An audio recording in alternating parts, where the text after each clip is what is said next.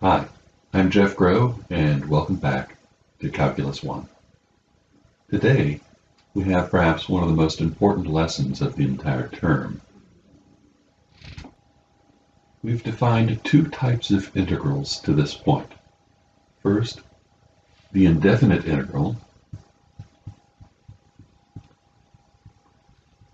which gives you an antiderivative plus c, in other words, the class of antiderivatives. We also have the definite integral,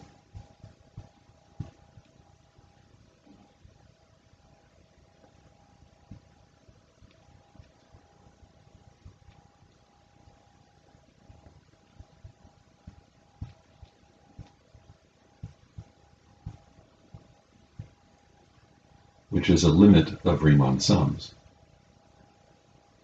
The definite integral gives you the area of the undergraph.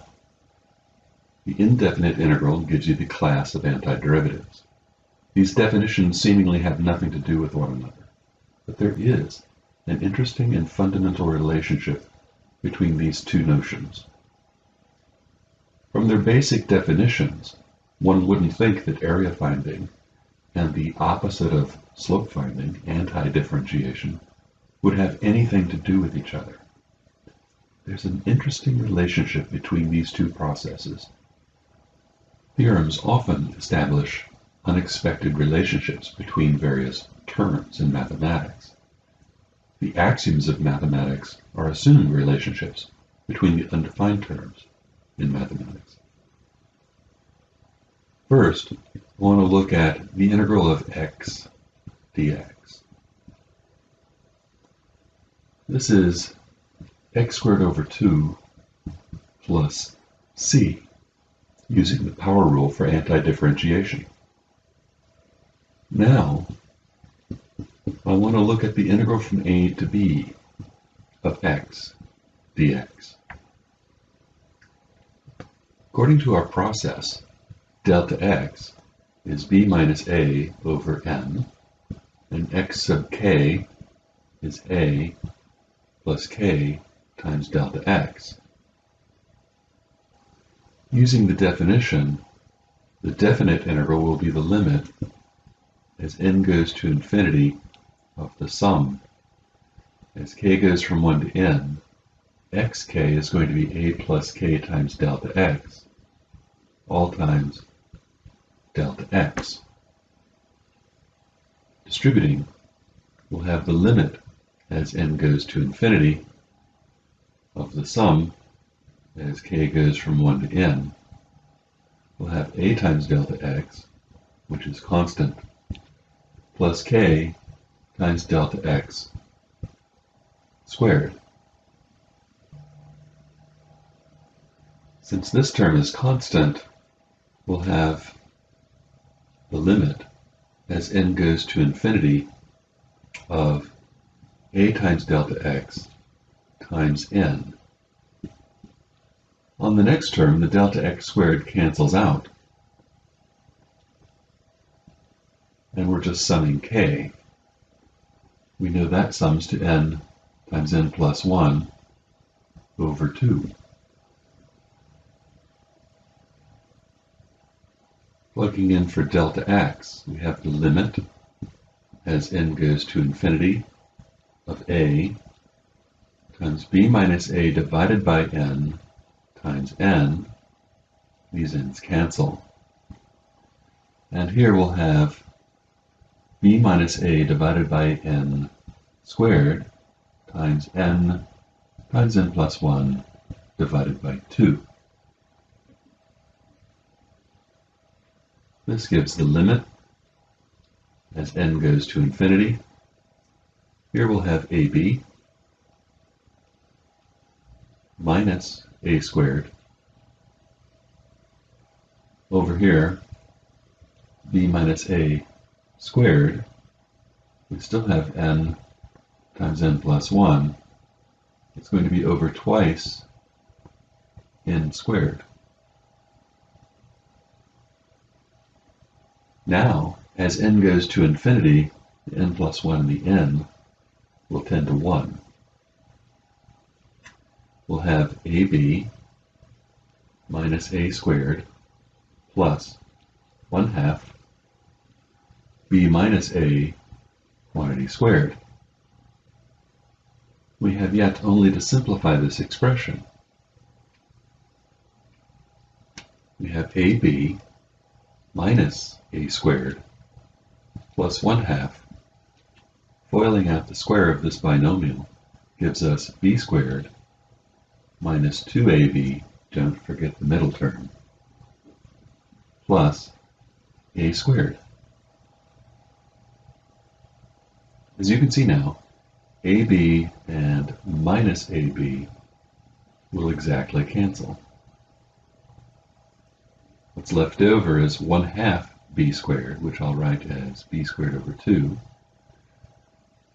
Now, we have a denominator of 2 here. To combine this A squared and this A squared, we have to have a common denominator. So I'll write first minus A squared is minus 2A squared over 2. That's added to A squared over 2. Negative 2 of them plus 1 of them gives you minus 1 of them. And we have B squared over 2 minus A squared over 2. Let's remember the problem that we're looking at. We started off by looking at the indefinite integral of x and said we have x squared over 2 plus c. We also found that if we calculate the definite integral from a to b of x dx, we get b squared over 2 minus a squared over 2. It looks like there may be a relationship between anti-differentiation and these definite integrals. It seems too fabulous to believe. How could there be any relationship at all between area finding and the opposite of slope finding? Could slope finding and area finding be opposite processes? It's just too fantastic to believe. Let's try another example. We know if we integrate x squared, the power rule for antiderivatives gives us x cubed over 3 plus c. Let's make a hypothesis.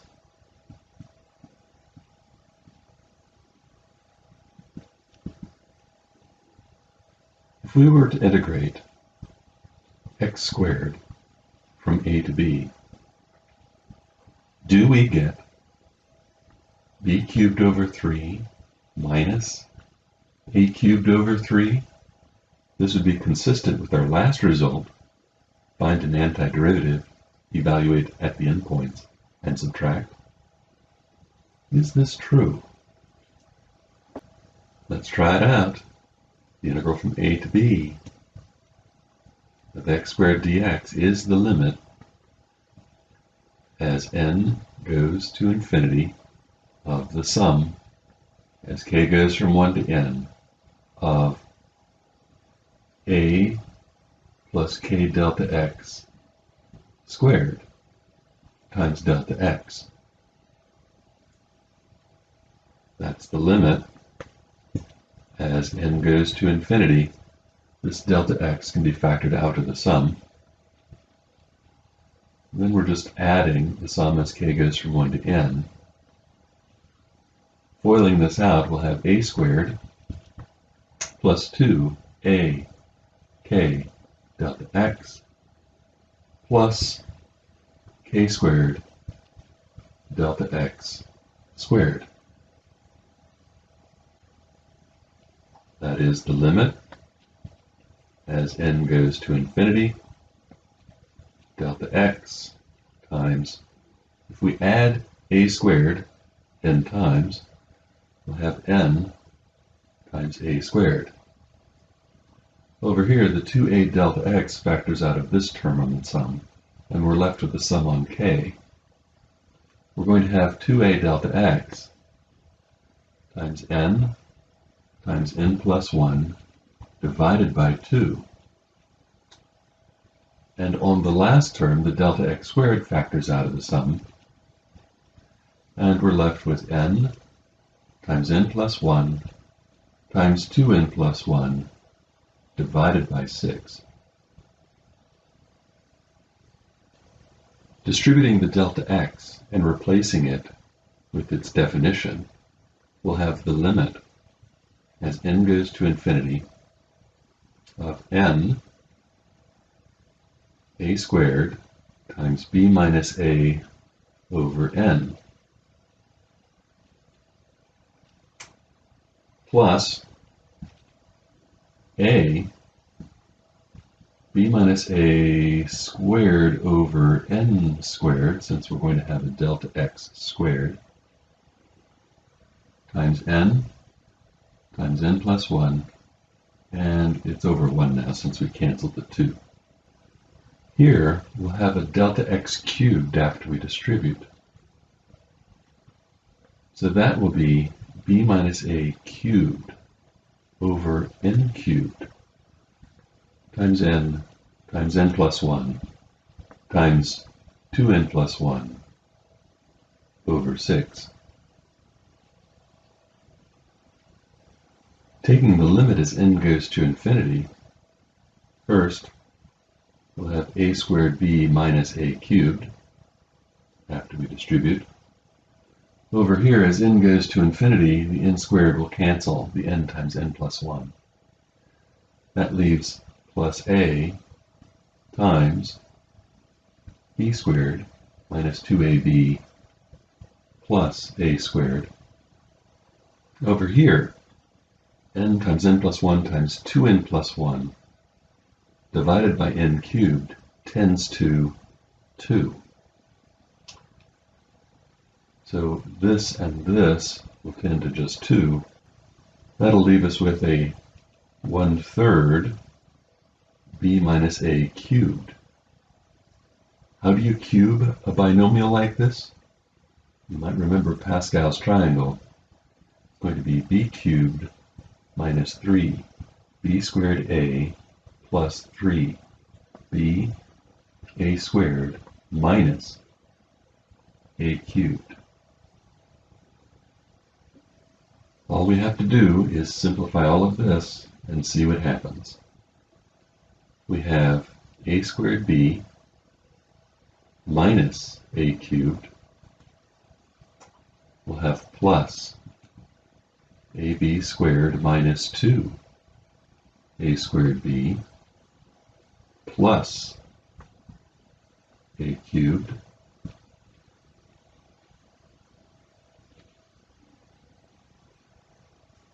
plus b cubed over 3, which is one of the terms that we were looking to have, minus b squared a plus b a squared minus a cubed over 3. And that equals b cubed over 3 minus a cubed over 3. Do you realize how miraculous this is? This is amazing. We're on the trail of something. This might just be true. Area finding and slope finding are opposites, like multiplication and division are opposites, or addition and subtraction are opposites. Who would have thought? And yet, we're on the trail of something. We haven't proved it. We've only seen this in 2 cases so far, but it looks promising. So far, we're able to make the hypothesis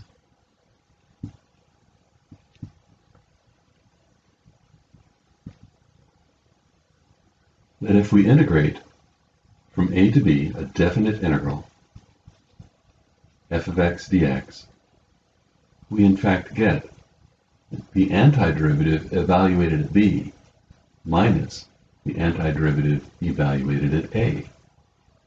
Is this true? If this hypothesis is true, it's going to save us a lot of time in calculating these various integrals. For instance, if I'm integrating from a to b, x cubed dx, There's no delta x or x sub k or limits of Riemann sums. It's going to be b to the fourth over 4 minus a to the fourth over 4. Just like that.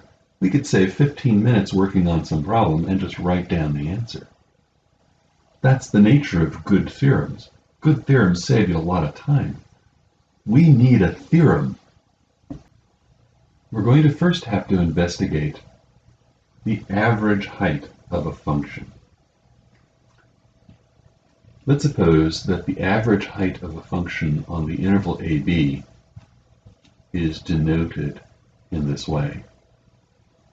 How would you define the average height? Well, let's suppose that we have some function y equals f of x defined between a and b. If we need to find the average height, one way to approach that would be to divide this up into little pieces and add the height of the function at these points and divide by how many you added. Now, admittedly, this will only be an approximation because we're only using a finite number of points. Perhaps, if we take the limit as the number of those points tends to infinity, which will work provided they're all fairly equally spaced, that requires that the function that we're dealing with be at least piecewise continuous.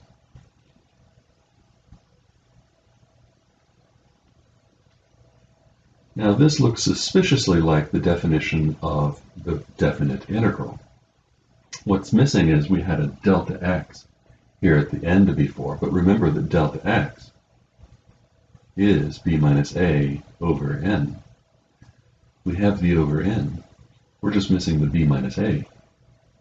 So we can rewrite this as the limit as n goes to infinity of 1 over b minus a times the sum as k goes from 1 to n of f of xk times b minus a over n. You can see we've counterbalanced this b minus a with this 1 over b minus a here. This is then delta x. We have then the average height of the function is 1 over b minus a times the integral from a to b of f of x dx. Notice that, in some sense, the integral here represents an infinite sum. We'll make this as a definition. The average height of a function on the closed interval ab is, because we said so, 1 over b minus a, the integral from a to b of f of x dx. We're going to need a theorem about this average. If you have a continuous function between a and b, the average should be somewhere in the middle. And there has to be some point on the curve where the height of the curve at that point is the height of the average. There's a couple ways of stating this theorem. This is called the mean value theorem for definite integrals, which we sometimes facetiously say the cruel value theorem.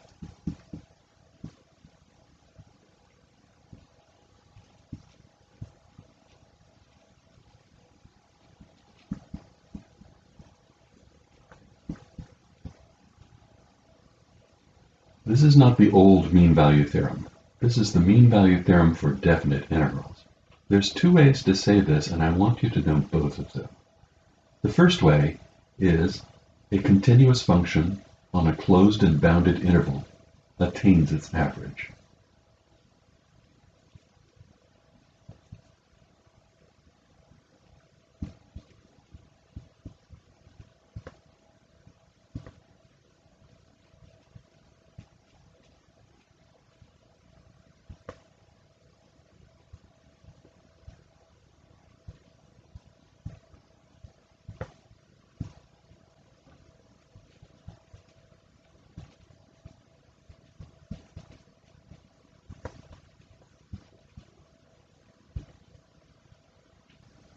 Another way to state this same theorem is if f is continuous on the closed and bounded interval AB, then there exists some point C between A and B such that the height at C is the average height.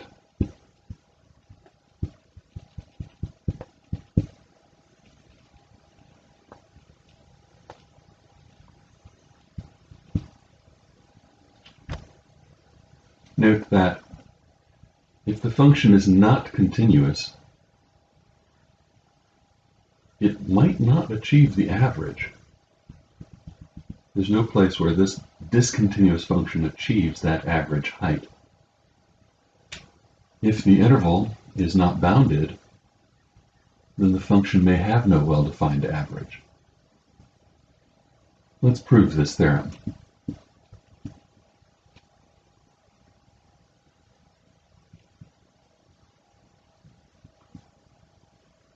By the extreme value theorem,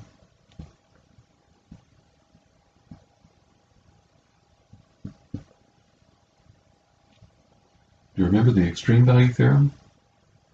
The extreme value theorem said that a continuous function defined on a closed and bounded interval attains both its absolute min and its absolute max. By the extreme value theorem, there exists little m and big M such that the function, which is continuous, lies between this minimum and maximum value. If we integrate all three parts,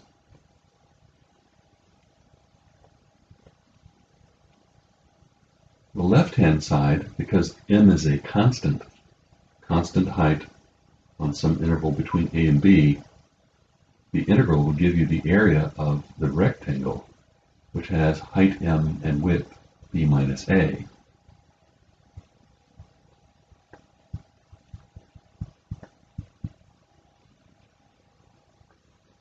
Same is true on the right-hand side.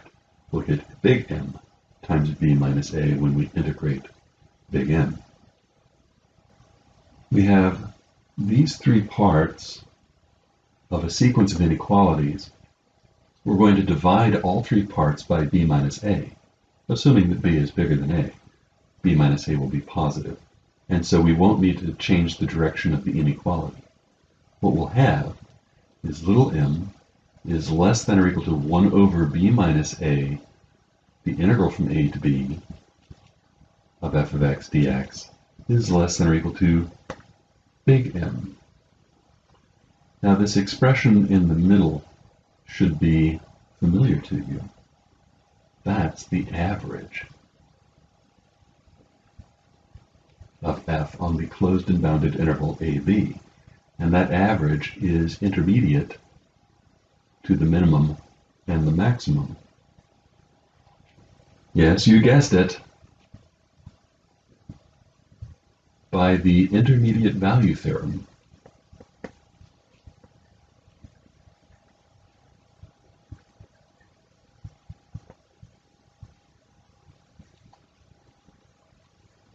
there must exist some point C between A and B such that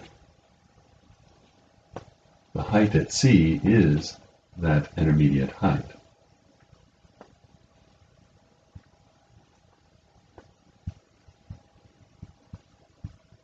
The average. And that is the end of the proof. As a quick example, let's let our function be x squared, and let's find the value of c so that the height of this function at c is the average on the interval 0 to 2. In our solution, The first thing we want to do is calculate this average.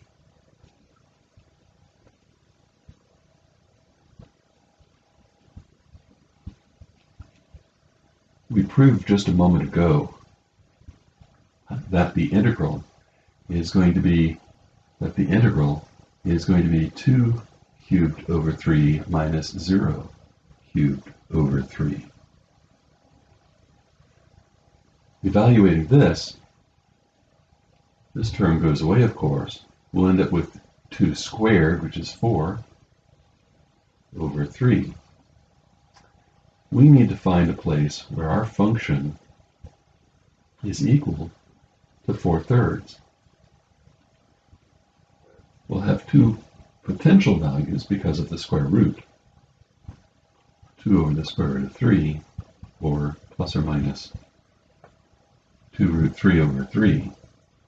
However, only one of these lies on the interval from 0 to 2. C is going to be plus 2 root 3 over 3.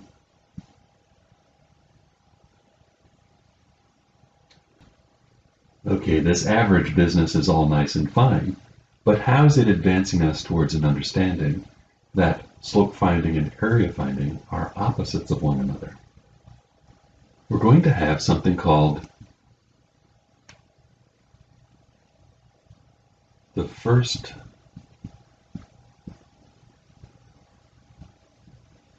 fundamental theorem of calculus. That's a pretty important sounding theorem. It goes something like this. Suppose f is continuous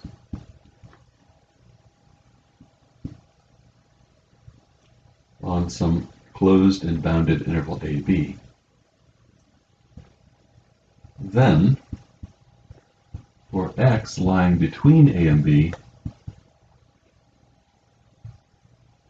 this function, which I'll load by calling it a capital F, defined by the integral from a to x. I'll use a different name for the variable here. After we calculate a definite integral, the answer should only depend upon the limits of integration. We're leaving one of those limits variable. This should give us an area function. We're finding the area between a and x. That function has some intriguing properties. We ended mid-sentence. This function is differentiable.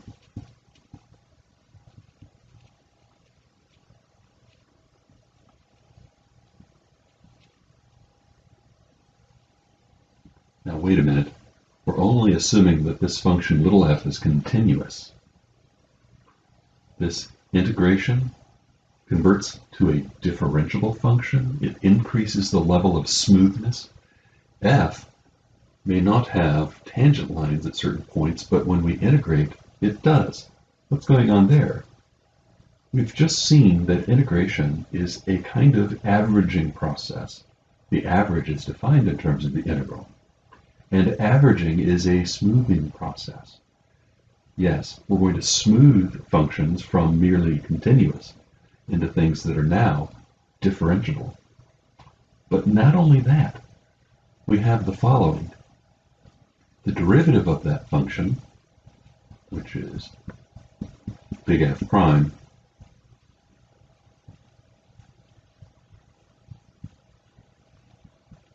is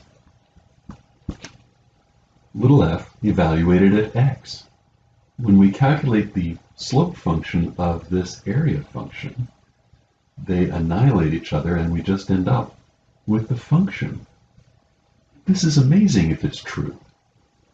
How could this possibly be true? This seems so implausible.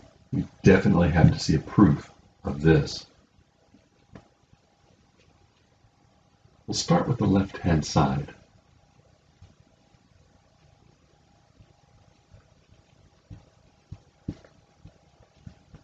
And then apply the definition of the derivative. You knew there was a reason why I asked you to memorize that and know it forever. We'll have the integral from a to x plus h f of t dt minus the integral from a to x f of t dt all over h. Now I want you to think about these two integrals. These two integrals are giving us areas. We're going from a to x, but also x plus h. We're finding the area from a to x plus h, but then we're subtracting the area from a to x.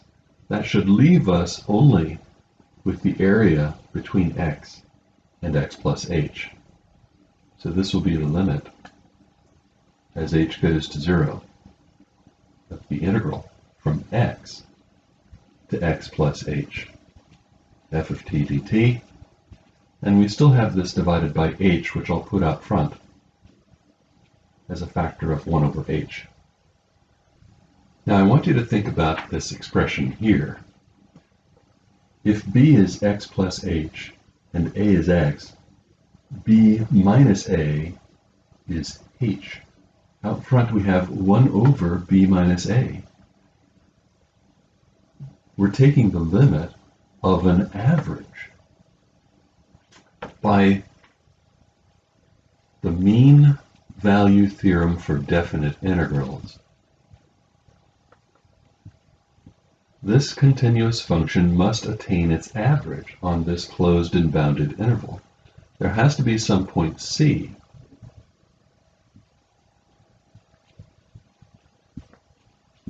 where c is between x and x plus h, where f of c is equal to the average. But c is trapped. C is trapped between x and x plus h, and h is being sent to 0. So c is somewhere in here. But this wall is closing in over here. It's like the room with the shrinking walls. C is trapped. It can be anywhere in there, we don't know where.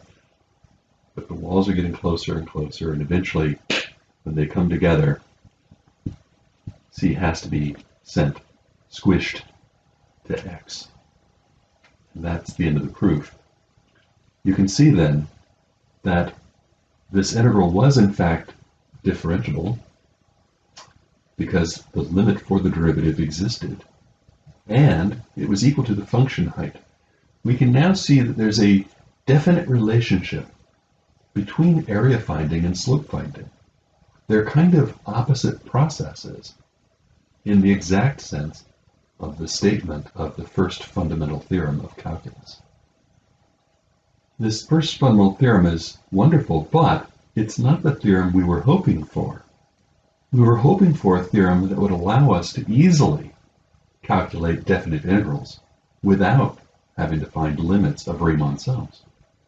We still demand another theorem. The theorem is the second fundamental theorem.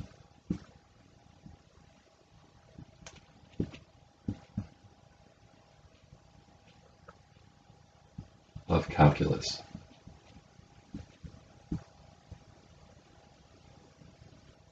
We're going to state this theorem for continuous functions, though it does apply to a more general class of functions.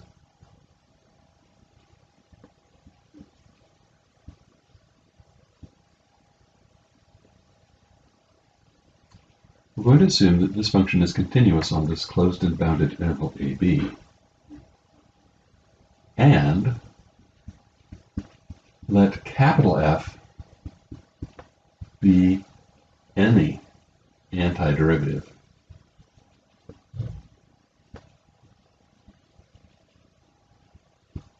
of little f.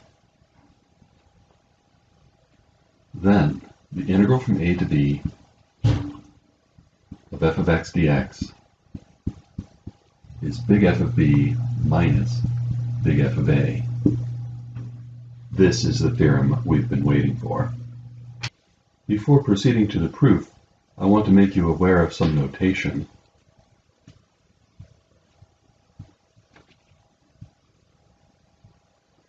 If I write f of x with a vertical bar to the right, a on the bottom and b on the top, this means by definition to evaluate by plugging the upper limit into the function first and then subtract what you get when you plug the lower limit in.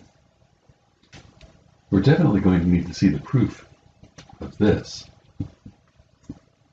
We're going to begin by setting big G of x to be the integral from a to x of f of t dt. By the first fundamental theorem of calculus, which we'll denote by FTC1,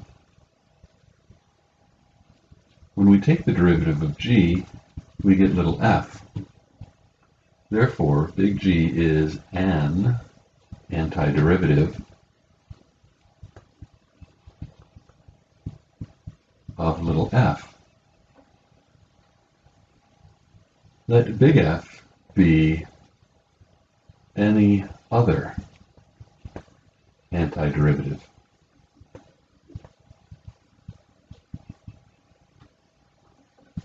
Of little f. We know that antiderivatives differ by no more than a constant. Then there exists a constant c such that big F is equal to big G plus c. We're now going to calculate big F of B minus big F of A. According to this formula here, that's G of B plus C minus G of A plus C, where the C's cancel out. What is G of B? According to the definition of G, G of B is going to be the integral from A to B.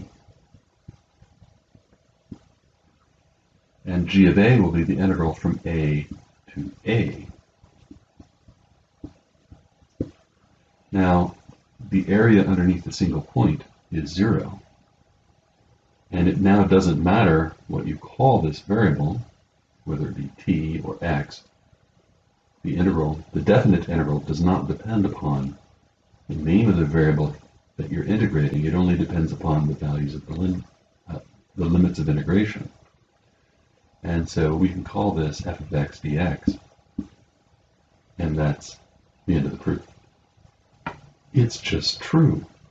You don't need to evaluate limits of Riemann sums if you can find an antiderivative. Any antiderivative will do. You evaluate at the endpoints and subtract, and you have the value of the definite integral. Let's try this out. Let's calculate the integral from 1 to 2 of 1 over x dx. We know that an antiderivative of 1 over x is the natural log of the absolute value of x. Notice I'm putting the antiderivative here, a vertical bar, and then the limits of integration on the top and bottom. According to the definition of this notation, you plug the top number in first, and then you subtract what you get when you plug the bottom number in. The natural log of 1 being 0, the answer is the natural log of 2. That's the area of the function 1 over x between 1 and 2. As another example, suppose I'm integrating from 0 to pi over 2 sine x dx. I want you to think about the geometry here. Sine function looks like this. Halfway across is pi. This is pi over 2. I'm finding the area of half of a bump. how much is half of a bump on the sine function?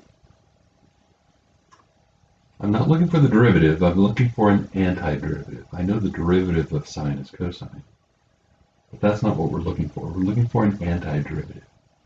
An antiderivative would be minus cosine, because the derivative of cosine is negative sine. Negative negative will give us positive. We need to evaluate between 0 and pi over 2. We'll plug the pi over 2 in first,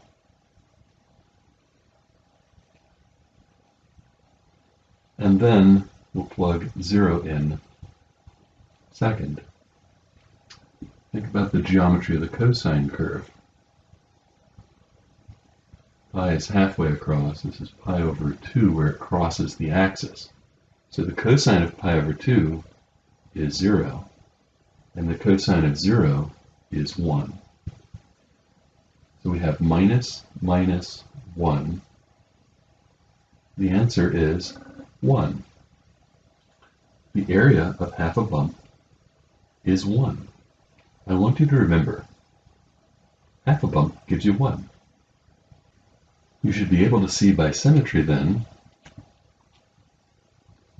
that if you integrate sine from 0 to pi, you're getting a whole bump. If half a bump gives you 1, then 1 bump should give you 2. I want you to remember that. Think these thoughts. Half a bump gives you 1. 1 bump gives you 2. Let's try this again.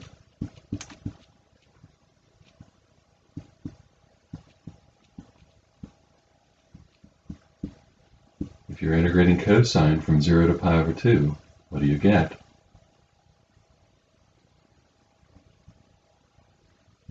Aren't you getting half a bump?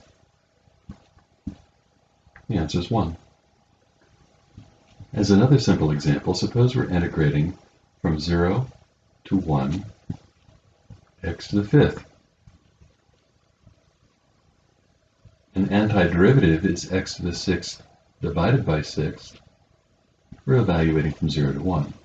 We plug the 1 in, and then 0. The answer is 1/6, which is a far sight better than calculating this integral using limits of Riemann sums. What theorem did we appeal to? We used the second fundamental theorem of calculus, of course. To find the definite integral, we found an antiderivative, evaluated at the endpoint, and subtracted. That's FTC2.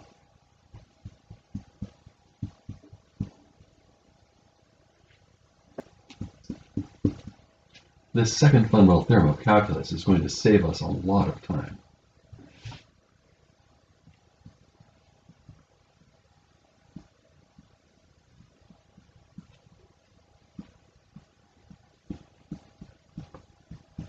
Let's find the value of the definite integral from 0 to pi over 4 of secant squared x dx. What function has derivative equal to secant squared? Well, tangent, of course.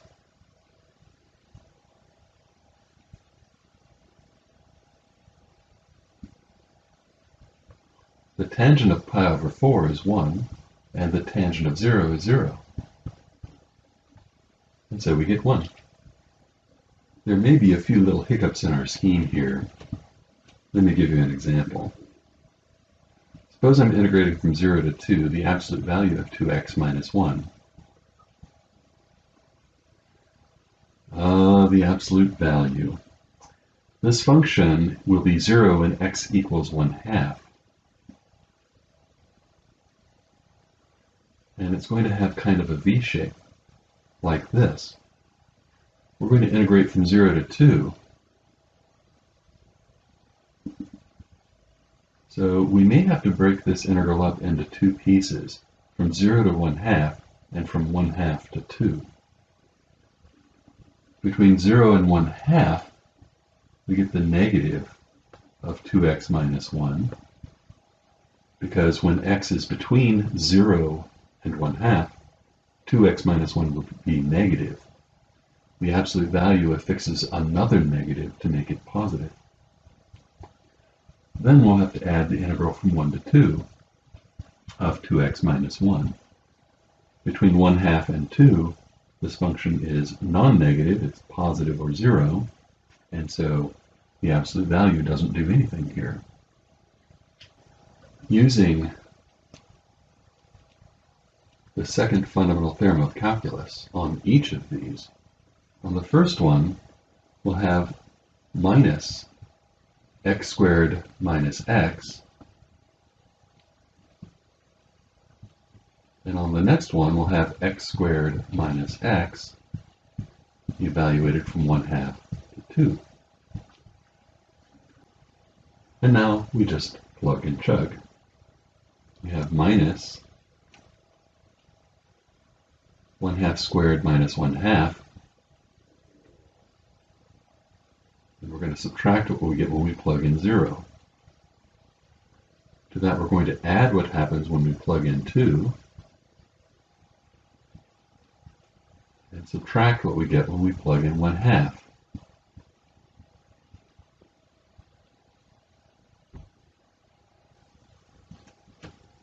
We have 4 minus 2, which is 2, and then we have 2 of these things. So if I put a 2 here, I can cancel this one off. We're going to have minus 1/4 minus 1/2.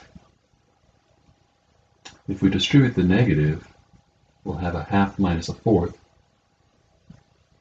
which is 1/4, times 2. We have 2 plus 1/2. That's 5/2. Let's see if this makes sense given the graph. Remember, we're dealing with the graph of the absolute value of 2x minus 1, which has a V shape like this, touching the x-axis at x equals 1/2. When x is equal to 0, we cross at a height of 1. When x is equal to 2, we're at the height of 3. 2 times 2 is 4 minus 1 is 3. We end up with 2 triangles. The first triangle has a base of 1/2 and a height of 1. 1/2 base times height. The second one has a base of 3/2 and a height of 3. We multiply all of that by 1/2. So here we have 1/4, and here we have 9/4, for a total of 10/4, or 5/2. Yes, I know. It was easier to calculate this one geometrically this time, rather than using the fundamental theorem of calculus. And that's a good lesson to remember. Sometimes it's easier just to use geometry than these powerful theorems.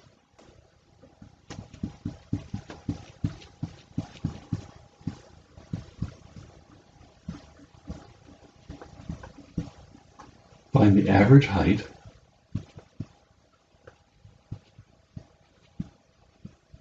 of f of x equals 1 over x on the interval 1 to e. The average between 1 and e of this function should be 1 over b minus a, the integral from 1 to e of 1 over x dx. By the second fundamental theorem of calculus, that's 1 over e minus 1 times the natural log of the absolute value of x evaluated from 1 to e. The natural log of e minus the natural log of 1, natural log of 1 is 0, natural log of e is 1. The answer is 1 over e minus 1.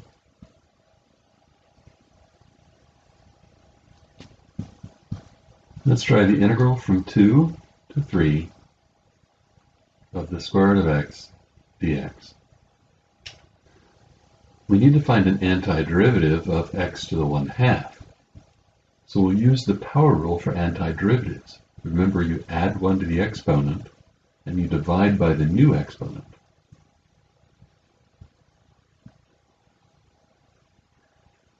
Putting the 3 into the antiderivative, we have 2 times 3 to the 3/2 over 3 minus 2 times 2 to the 3/2 over 3. Keep in mind that a number to the power of 3/2 is equal to that number to the power of 1 plus 1/2, which is a times the square root of a. So 3 to the power of 3/2 is 3 root 3. And 2 to the power of 3/2 is 2 root 2. So we get 2 root 3 minus 4/3 root 2.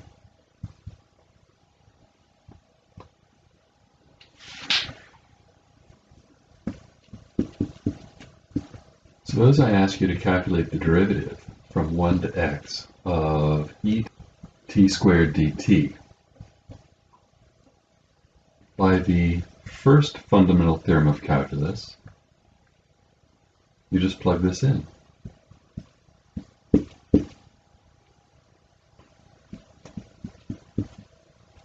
Let's suppose I ask you to calculate the limit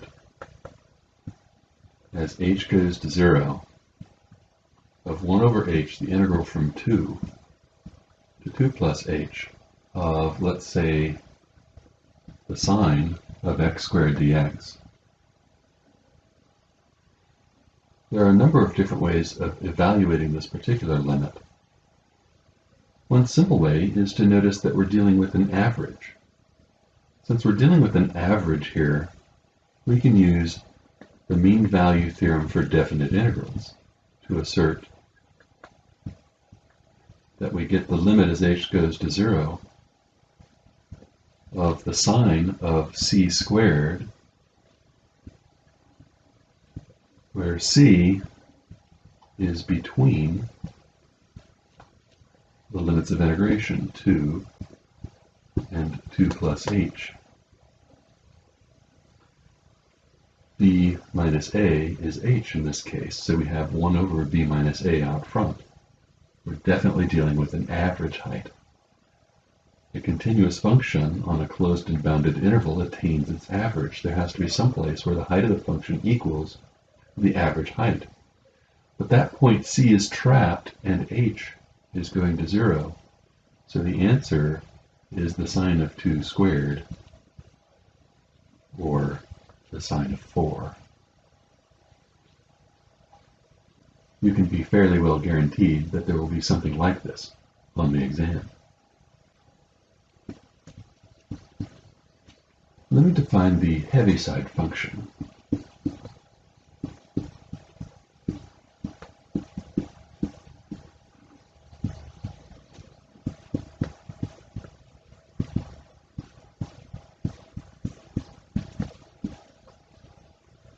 The Heaviside function is 0 for x values that are less than 0 and 1 for x values that are greater than 0. How is the Heaviside function defined at x equals 0? Well, in our particular situation, it won't really matter, but we often define it to be 1/2, which is the average of these two. This function is 0 until you get to 0, and then 1 thereafter. The Heaviside function is a unit step function. It is not continuous. It has a discontinuity at the origin. I want to know what happens if we integrate, say, from -1 to x, this Heaviside function, h of t dt, keeping in mind what this thing looks like. You get nothing until you get to 0, and then after that, if my x value is here, I'll pick up some positive area. If the x value is over here, I'll get nothing. So I'll get 0 area if x is less than 0, less than or equal to 0. What happens afterwards? Well, the height here is 1, and the area of this rectangle will be x times 1. So I get x if x is positive. Let's think about this. This is the area function that results by integrating the Heaviside function. The area that we get is 0 until you get to 0, and then it takes off like y equals x. This function that results is continuous. It's one level of smoothness greater than a jump discontinuity. Sure, it's not differentiable at x equals 0, but it is continuous now, showing that this integral process, this averaging process of the integral, is a smoothing process.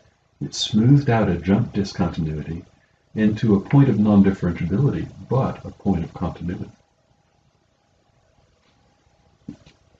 Recall that the absolute value of x is x whenever x is bigger than or equal to 0, and negative x when x is less than 0. What happens if we integrate from -1 to x, the absolute value of t, dt? It depends upon whether or not x is bigger than 0 or x is less than 0. The absolute value function looks like this. We're going from -1 to x. If x is less than 0, we get the area of a trapezoid. A trapezoid has area equal to the average of the bases times the height in this case being x minus -1. This base has a height of x, and this base has a height of -x, and this base has a height of 1. So -x plus 1 is the average, divided by 2 is the average of these bases, times the height, which is x minus -1.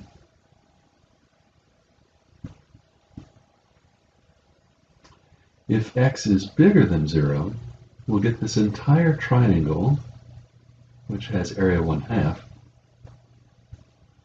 plus the area of this triangle, which is 1/2 base times height.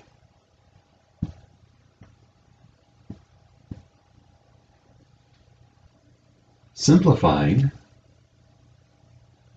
here we have x plus 1.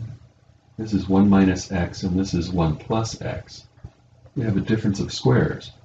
We'll get 1/2 times the quantity 1 minus x squared when x is less than 0, and we'll get 1/2 the quantity 1 plus x squared when x is bigger than or equal to 0. What does the graph of this function look like? As you can see, when x is equal to 0 on both of these, we have a height of 1/2. To the left of 0, we have a parabola that opens down. And to the right of 0, we have a parabola that opens up. The slope of these parabolas at 0 will be 0. We now have a function that has derivative everywhere. Its derivative will exist everywhere. We started with the absolute value function, which was continuous but not differentiable at the origin. After performing this integral and finding an area function from -1 to x, we have a function that is not only continuous but differentiable everywhere. You can see again that smoothing process of the integral. The integral bumps up the level of smoothness by 1.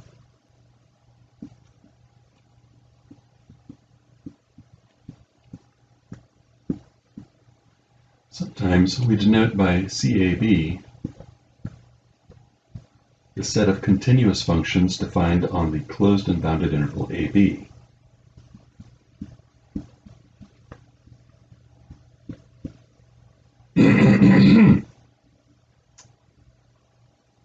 This is also sometimes denoted by C0AB.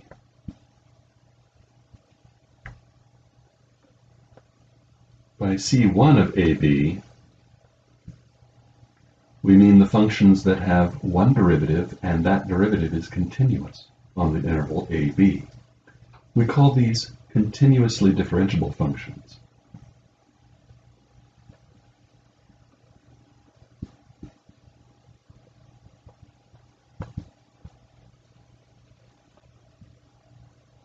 We proved earlier in the course that every function that is differentiable is automatically continuous. It follows then that the set of C1 functions is a proper subset of the set of C0 functions. When we write this subset notation with a not equal to, we mean that every function that is in this set is in this other set, but there do exist continuous functions that are not differentiable. But you already knew that. You knew about the absolute value function, for instance. If there is a C0 and there is a C1, what is the set of C2 functions? Well, those are the functions that have two derivatives and the second derivative is continuous. Clearly, those will be a proper subset of the set of C1 functions.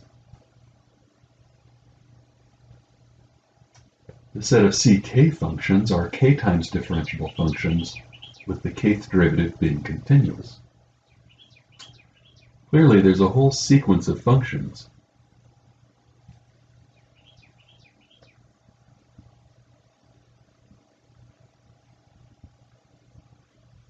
All the way down to the infinitely differentiable functions. There are even functions that are smoother than infinitely differentiable, and we'll talk about those in Calculus 2 at the appropriate time. By integrating and leaving one limit of integration variable, we get these area functions. If the integrand is continuous, then the area function that results from the first fundamental theorem of calculus will be differentiable and have a continuous first derivative. So that integrating process bumps you up one along this chain of levels of smoothness. As a final comment on this section, I would like to point out that the first and second fundamental theorems of calculus are logically equivalent. We used the first fundamental theorem of calculus to prove the second fundamental theorem of calculus. It's possible to use the second fundamental theorem of calculus to prove the first as well. So let's prove FTC2 implies FTC1.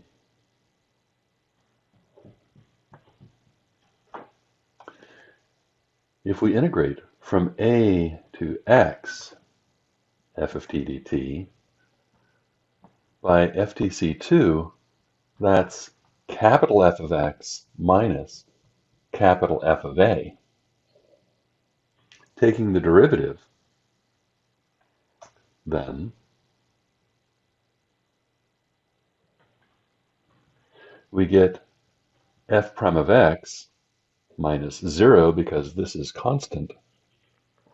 And by definition of antiderivative, we get f of x.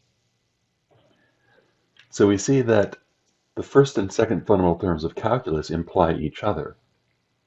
We could have found an independent proof of FTC2 and then proved FTC1 after that. It calls into question which one you want to call the first fundamental theorem and which one you want to call the second fundamental theorem.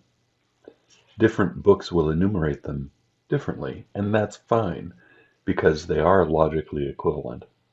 We could have just as well have called the first fundamental theorem of calculus the second fundamental theorem and vice versa, and that's okay.